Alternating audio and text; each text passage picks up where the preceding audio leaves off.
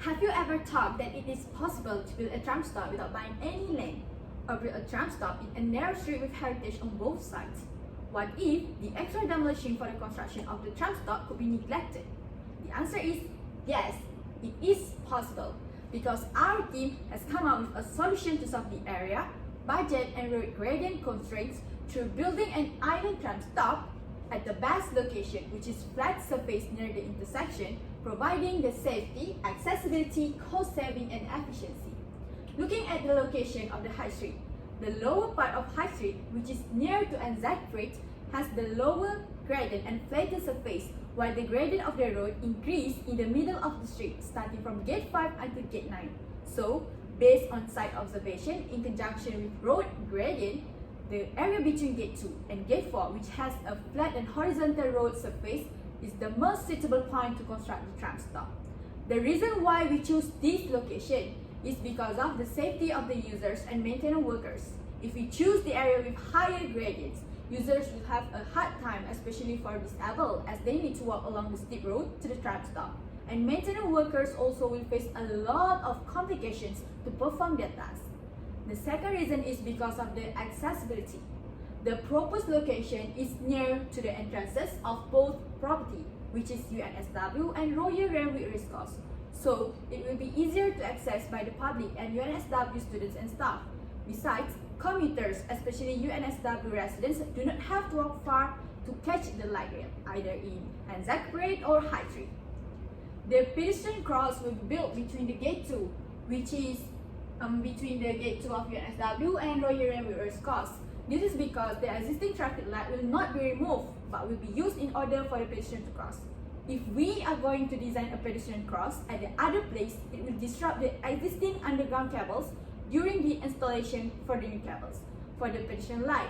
Hence, sharing the cables of the traffic light with the new pedestrian light is the best solution.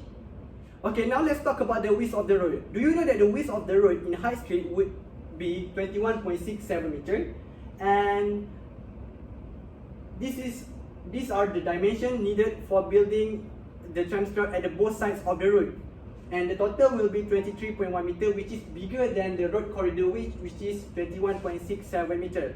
But we have come to an idea to build a tram stop with 3.6 meter at the center of the road, and also we minimize the footway from 2.75 to 1.6 meters on the both sides.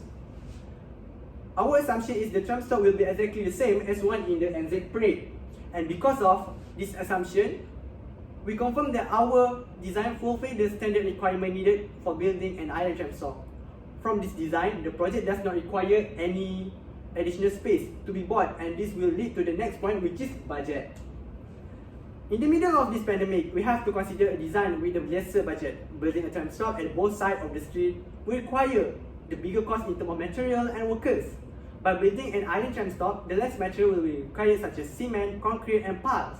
The team tried as best as we could to ensure the design will fit into the road corridor, because the cost for a square meter land are 50,000 for UNSW campus, 10,000 for a racecourse and 5,000 for residential, which are pricey.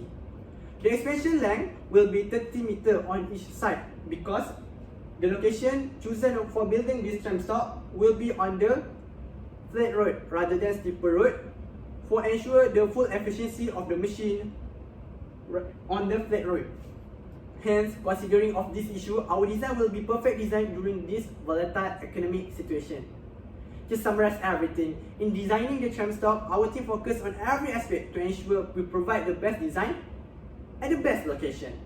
As for now, we've already chosen the location come with the effective design, and we have completed our preliminary report and now are working on our final report.